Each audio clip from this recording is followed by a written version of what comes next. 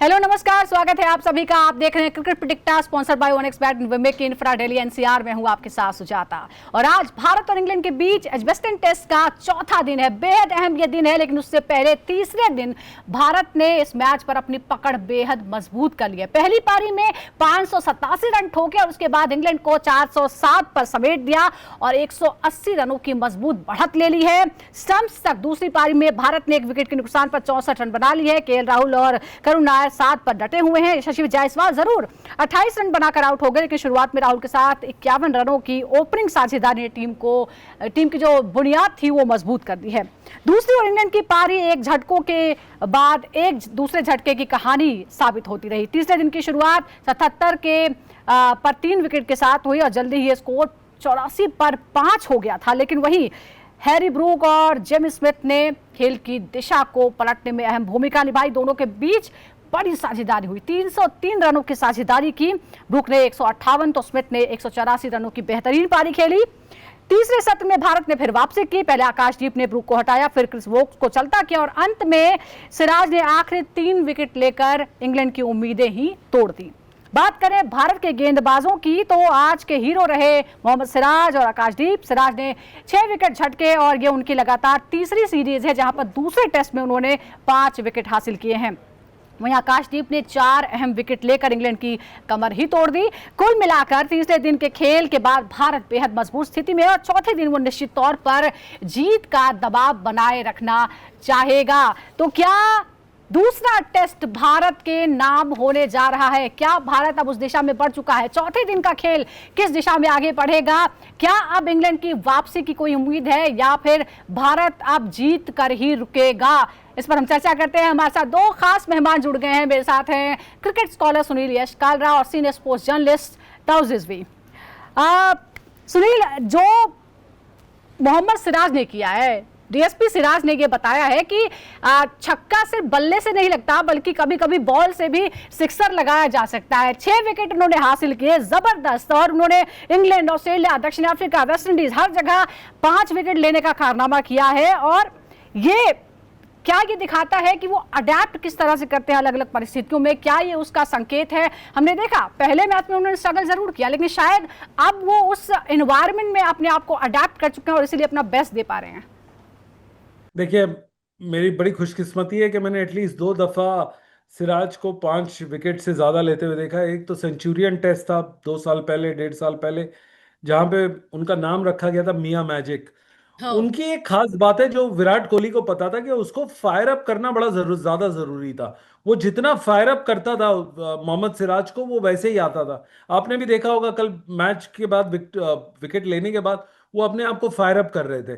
ये कला रवि शास्त्री और विराट कोहली के अंदर थी, जो उसको चाबी लगा लगा के फायर अप करते थे। और वो अंडर प्रेशर, आपको पता होगा पहला टेस्ट मैच उनका कितना गंदा रहा, बिलो एवरेज।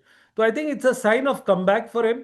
और जिस तरह से इन्होंने हिंदुस्तानी फास्ट बॉलर्स ने 20 रन पे 5 विकेटें ली है, इसका कहना ही बहुत, मतलब कुछ कह ही नहीं सकते इसके बारे में। इतना बेहतरीन परफॉर्मेंस दिया है कल।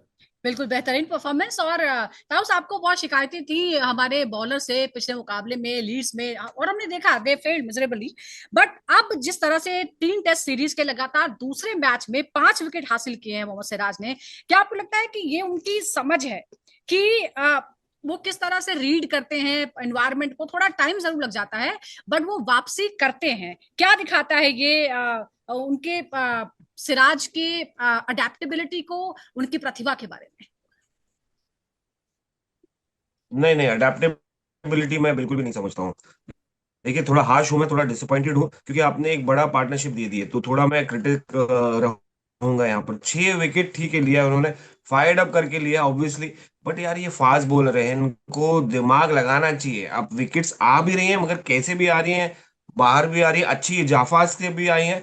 कहीं ना कहीं आपको अडेप्टेबिलिटी कब होती है? जब आप कंसिस्टेंट हो, जब आप लगातार ऑफ स्टंप के बाहर बॉलिंग डाल रहे हैं, या आपको विकेट्स ऐसी मिली कि लेग स्टंप पे जा रही है बॉल, वहां पर कॉट बिहाइंड हो रहे हैं। ठीक है, वो पेस इतनी होती है कि निकल जाती है और बैट्समैन के लिए मुश्किल हो जाता है। कहीं ना कहीं मैं सोच रहा हूँ कि यार ये कंसिस्टेंसी कैसे मेंटेन करेंगे।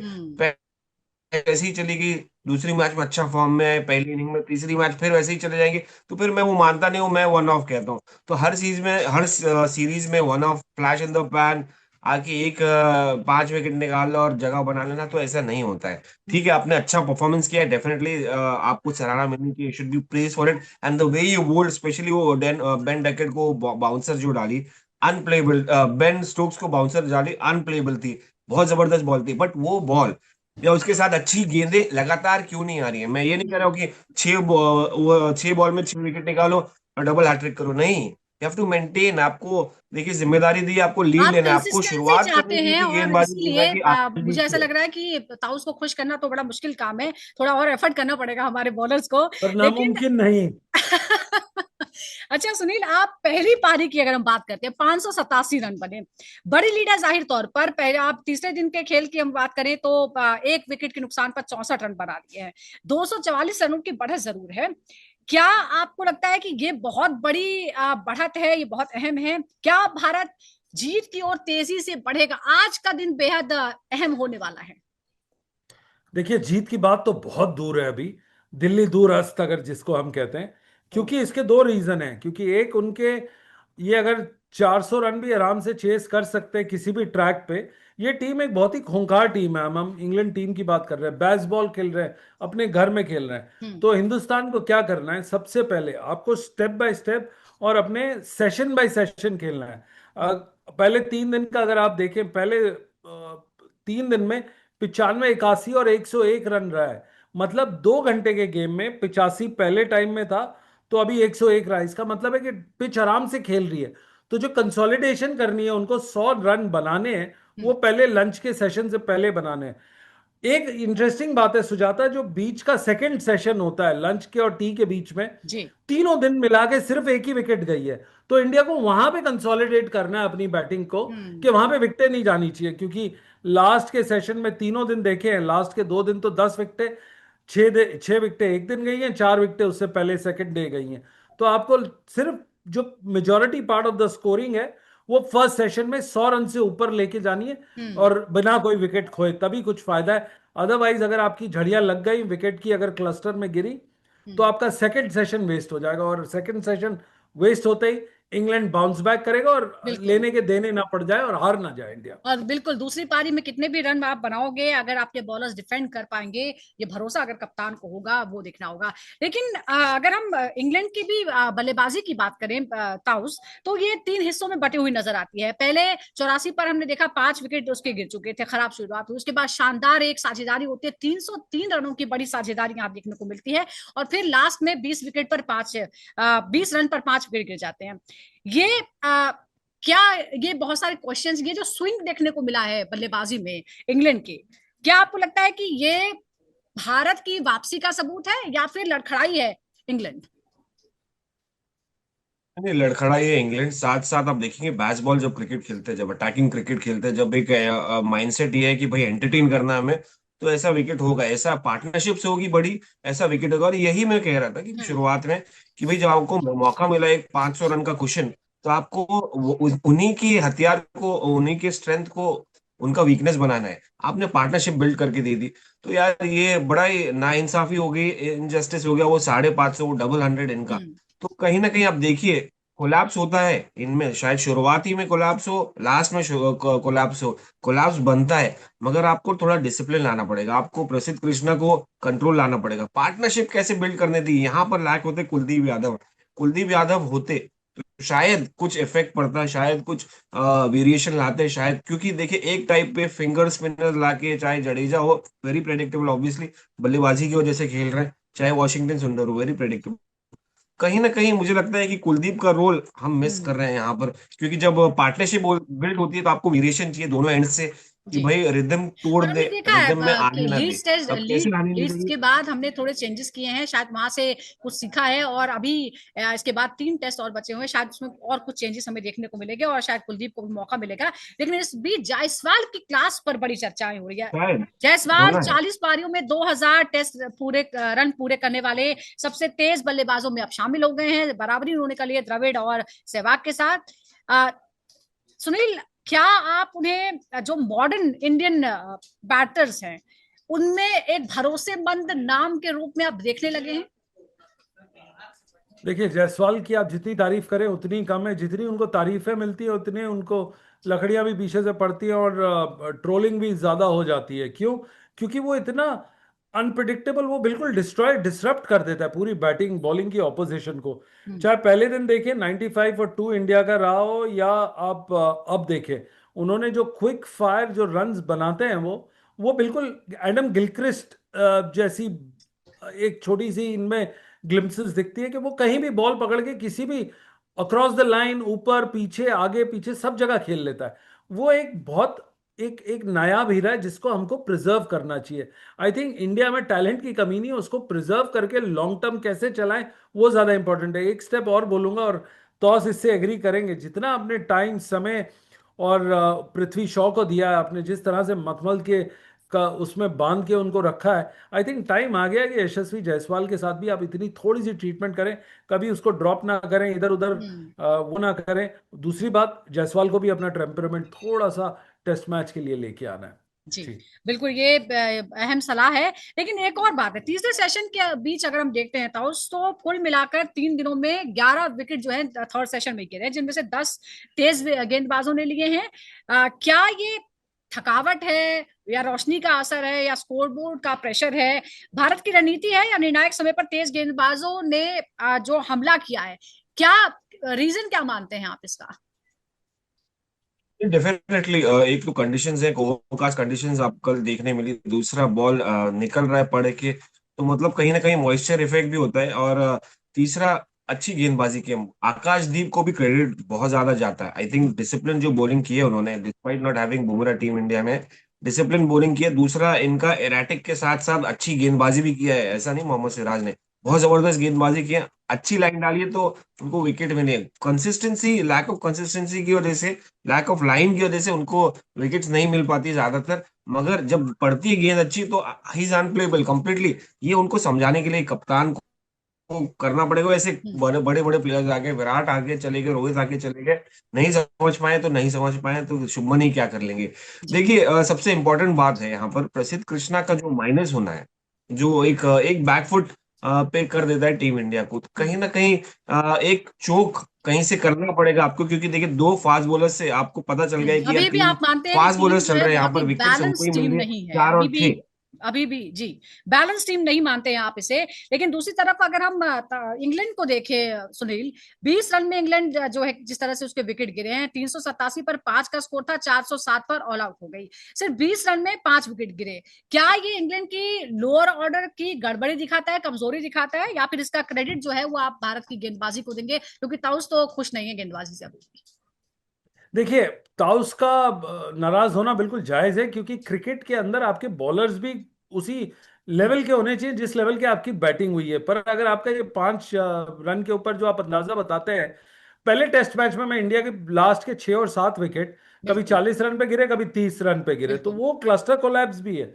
अगर आप आंकड़े देखिए, जो ये फर्स्ट इनिंग के जो लास्ट जो 3 विकेटें हैं, वो हम्म, तो शुभमन गिल 8वें पे आउट हुए तो बच गया, हम्म, अदरवाइज ये कोलैप्स होता जाता। सो कमिंग बैक, एक एक मतलब ये राम मिलाए जोड़ी है कि आप देखो, अगर इंडिया क्लस्टर कोलैप्स कर रहा है तो इंग्लैंड भी कर रहा है। बट हम्म, एक इंपॉर्टेंट बात बड़ी आपने अच्छी पूछी थी इससे पिछले सवाल की, जरा सा उस पर ध्यान देते हैं कि रोज अगर आप देखो, स्पिनर्स की लैक ऑफ क्वालिटी है, इसलिए आपको विकेट्स नहीं मिल रही है, और आपके पास दोनों तरफ से लूले लंगड़े स्पिनर्स हैं। इसलिए कहूंगा क्योंकि पहले दिन 20 ओवर स्पिनर्स ने डाले, दूसरे दिन इंडिया ने 32 और तीसरे दिन 29। तो देखो, एक टाइम ऐसा था कि 50-50 over between Jadeja and Ashwin करते थे, और उस टाइम पे वो किसी भी टीम की विनिंग उसको नीचे ले आते थे। तो जब से आपके पास दूसरा स्पिनर नहीं है, एक स्पिनर खिलाने का कोई फायदा नहीं होता। वॉशिंगटन सुंदर बैटर है जो कभी कभी स्पिन कर लेते हैं, जडेजा को चाहिए एक गुड फिंगर स्पिनर जो उसको ऊपर बढ़ाए गेम। अल्टीमेटली इंडिया के पास सिर्फ वेट करना है कि कैसे इंग्लैंड आउट हो, और जी, अपनी बॉलिंग दमखम से नहीं है कि उनको कैसे आउट किया जा सके। हम्म। फर्क है दोनों बातों में। अच्छा, एक और बात है यहाँ ताउस, टेस्ट में अगर हम देखें विराट कोहली की कप्तानी के दौरान भारत ने सिर्फ एक बार 250 की साझेदारी की, लेकिन उसके बाद 64 टेस्ट में ये आंकड़ा 7 बार देखने को मिला है। क्या ये बदलाव का संकेत है खेलने के तरीके में या फील्ड सेटिंग में या गेंदबाजी में थोड़ी ढिलाई आई है? नहीं देखिए, अगर आप बैटिंग की बात करिए तो देखिए रन्स तो आ रहे हैं, क्योंकि विकेट्स जो है थोड़ा इजी दे दिए, थोड़ा फ्लैट दे दिए, और इस पे काफी बहस हो रही है, चाहे सोशल मीडिया पे हो या कहीं पर भी हो। ऑब्वियस अगर ये नहीं देंगे तो 2 दिन में 3 दिन में मैच खत्म हो जाएगा, which is still not feasible when it comes to test cricket, क्योंकि ब्रॉडकास्टर्स भी चाहते हैं कि यार 4-5 दिन मैच चले, एड्स आते रहे। मगर इंपॉर्टेंट बात ये है कि भाई आपको जो मेंटेन आपने शुरुआत में किए है, जो 250 बनाया था, अब हर इनिंग में तो नहीं बनेगा 250, तो कहीं ना कहीं आपको एक कलेक्टिव एफर्ट डालना पड़ेगा। और विराट के टाइम या द्रविड़ के टाइम आप देखते थे कि बहुत लो स्कोर्स हो रहे हैं, ज्यादा बड़ा नहीं आ रहा, 500 नहीं टच कर पा रहे, जो अभी सरप्राइजिंग है अभी, which is not, it shouldn't be, because अपना क्लास भी ऊपर है, बल्लेबाजी विकेट भी है। बट कहीं ना कहीं हमें लगता है कि कॉम्प्लीमेंट करने के लिए दोनों को, बल्लेबाजी को बॉलिंग को कॉम्प्लीमेंट करना है, और बॉलर्स को बल्लेबाजी को सपोर्ट देना है। कहीं ना कहीं अगर दोनों एक साथ चलेंगे तो हम्म। हमारी निशानियां ये हैं कि भाई हम आगे जाके जीत सकते हैं, मैच लेवल कर सकते हैं सीरीज को, क्योंकि अगर आपने रन लीक कर दिया हम्म। टोटल होने के बाद तो फिर फायदा ही नहीं। तो ओवरऑल आप देखेंगे चेंजेस बहुत आए हैं, क्रिकेट में चेंजेस बहुत जी, आए हैं, ये चेंजेस मेंटली बहुत आए हैं, चेंजेस आए क्योंकि हैं, कुछ बैचबॉल पॉजिटिव क्रिकेट भी भी हैं खेल और रहे हैं, शायद आपने कुछ देखा है। नेगेटिव भी हैं। लेकिन एक और है, एक चेंज और हुआ है तो सुनील, अगर हम यहाँ देखते हैं, क्योंकि भारत को स्पिनर्स के लिए जाना जाता था, लेकिन अब हम ये देख रहे हैं कि 242.3 ओवर जो हैं, करीब 75% जो ओवर्स हैं वो तेज गेंदबाजों ने डाले हैं, जबकि स्पिनर्स ने सिर्फ 79 ओवर्स डाले हैं, विच इज 25%। क्या ये स्विंग और सीम के तरफ इशारा करता है कि अब ज्यादा भारत को वो पसंद आ रहा है और भारत अपनी प्रायोरिटी बदल रहा है, तेज गेंदबाजी पर डिपेंडेंसी बढ़ती जा रही है कि भारत की अब? देखिए, जब रवि शास्त्री वापस आए थे कोच बन के हिंदुस्तान के, उन्होंने एक चीज बोली थी भरत अरुण को के, और वो उनकी किताब में भी लिखा गया है हम्म। कि आपको 20 विकेट निकालने हैं, और 20 विकेट आपको इंडिया में नहीं, बाहर भी लगाने हैं। हम्म। तो इसी तरीके से आपके पास शमी आए, बुमराह आए, यादव आए, आपके पास भुवनेश्वर कुमार आए, वरुण आर्यन आए, ये सारे आके उनका काम ही था तेज डालें और आउट करें। समवेयर इन बिटवीन आप, एक बहुत बड़ा मुद्दा है कि आपके पास finger spinner, off spinner, Bhajji के बाद कोई नहीं आया जो बॉल को टॉस करे। मैं स्पिनर वो बोलता हूं जो टॉस करे, जो फ्लैट ट्रिजेक्टरी पे हम्म। ना डाले। इसी हिसाब से अगर आप देखेंगे 25 ओवर इसलिए है, दोनों टीम ने 3 इनिंग्स हो गई हैं, और दो दो मतलब एक एक इनिंग्स के बाद दोनों ने 25% बॉलिंग की, क्योंकि उनके पास वो स्पिनर नहीं है जो लूप दे। ये वर्ड डिक्शनरी से खत्म हो जाता जा रहा है, लूप से आउट करना। तो मेरे ख्याल से ये लैक ऑफ टैलेंट है कि आपके पास 25% है, और आपके पास फास्ट बॉलर्स भी ऐसे नहीं है जो मुंह तोड़ जवाब करके आपको हम्म। कहीं भी मैच जितवाए। एक टाइम था जरूर हम्म। रवि शास्त्री और विराट की को हमारे दोनों की दोनों ही गेस्ट जो हैं वो बहुत ही हार्श आज नजर आ रहे हैं, खासतौर पर इंडियन बॉलर्स के लिए। और अभी एक और फिर से एक बार हमें स्पिन बॉलर की ही बात करनी होगी। स्पिन गेंदबाजों ने 79 ओवर में सिर्फ 4 विकेट लिए हैं, जबकि तेज गेंदबाजों ने 242 ओवर्स में 20 विकेट चटकाए। स्पिन की ज्यादा सफलता सिर्फ दूसरे दिन के तीसरे सत्र में ही देखने को मिली है। क्या ये जी। पिच के नेचर को दिखा रहा है, या फिर बात फिर वही आ जाती है कि भारत की तेज गेंदबाजी जो है वो थोड़ी सी मजबूत है इन कंपैरिजन जो ट्रेडिशनली भारत जिसके लिए जाना जाता है अपने स्पिनर्स के लिए? और क्या हम प्रोड्यूस नहीं कर रहे हैं नए ऐसे स्ट्राइक बॉलर्स जो स्पिनर्स हैं और स्ट्राइक बॉलर्स हैं, ताउस? नहीं देखिए, आप इंग्लैंड में खेल रहे हैं तो आप एक्सपेक्ट नहीं करेंगे कि स्पिनर्स आके कुछ खास करें। ऑब्वियसली विकेट्स टर्न नहीं हो रही है, मगर कहीं ना कहीं आपने देखा है जो रूट और शोएब बशीर वॉज, इन दोनों ने डाली थी वॉशिंगटन सुंदर के सामने, जो बल्लेबाज, लेफ्ट हैंडर बल्लेबाज को बीट करके चली गई। तो देखिए, ऐसा नहीं कि क्वालिटी फिंगर स्पिनर्स अगर टप्पे पर डाले, अच्छी डाले और टर्न मिले थोड़ा सा भी, he can be very dangerous. मगर आप इंग्लैंड की बात करें, इंग्लैंड जहां पर फास्ट बॉलर्स को असिस्ट होती है, जहां पर सिर्फ और सिर्फ फास्ट बॉलर ज्यादातर तो आपको आपको लग नजर रहा है आएंगे, कि बॉल पिच पिच स्विंग मदद करते हुए नहीं कर बॉल रही विकेट्स है, या निकालती है, आपको सिर्फ लैक ऑफ टैलेंट लग रहा है, पास जैसा जाती सुनील है। मान रहे हैं, ताउस? ये पिच की वजह नहीं, से है या lack of talent? Kuldeep Yadav बैठे हुए हैं।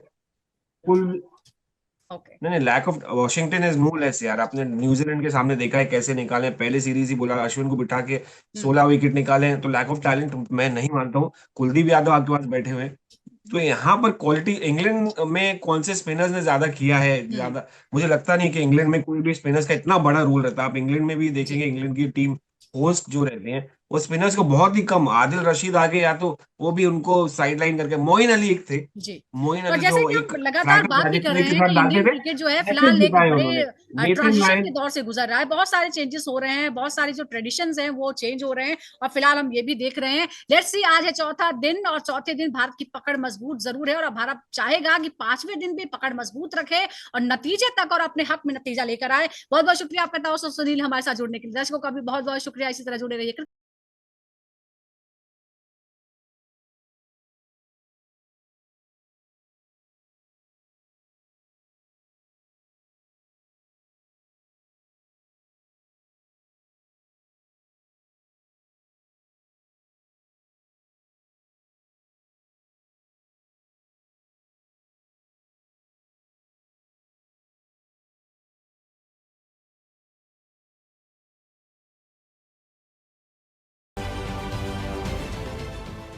देश विदेशातील प्रत्येक घडामोडींचे लाईव्ह अपडेट मिळवण्यासाठी आता साम टीव्हीच्या सर्व सोशल मीडिया प्लॅटफॉर्मला लाईक, फॉलो आणि सबस्क्राईब करा।